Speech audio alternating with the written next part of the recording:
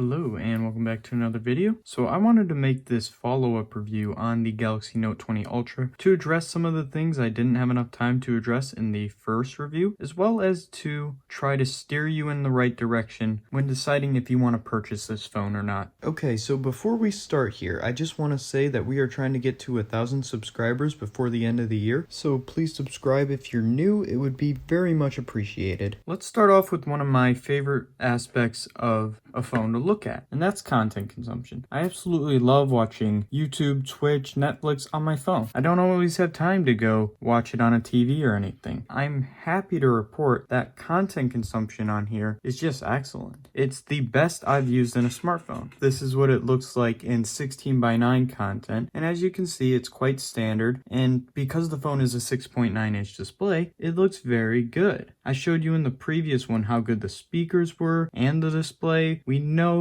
both are top-notch, and the aspect ratio in 18:9 is also excellent. There is no hole punch protrusion on the black bars here. Content just looks so good, and it's the best I've used. I love the squared off design of the phone. It just makes it excellent. Now, one underappreciated feature in a phone is the haptic feedback of the phone. When I had the Galaxy S10, I was coming from the iPhone 10, and at that point, I realized the importance of good haptic feedback. The S10's haptic feedback was subpar, and if you utilize haptic feedback in your software, you can make the phone feel even more premium. The Google Pixel does a great job of doing that, and I feel like this is the same way. It's very undercovered on this Note, but they utilize it in the gestures a lot and in different applications. That just makes the overall feel of the phone very premium because Samsung used an incredible haptic engine in this phone. Now let's talk about that battery life thing, because I did cover it in the previous review. However, Samsung, in a very timely manner actually, gave us the September security patch with many enhancements to the phone itself. And I spoke about how my battery life troubles were in the standby time and while I was on LTE. And after using this update for some time, I found that those particular issues for me are solved, and I'm getting around 8 hours of screen on time regardless now, which is just great. I am very happy to tell you guys this, and I feel like it could get even better with more software updates.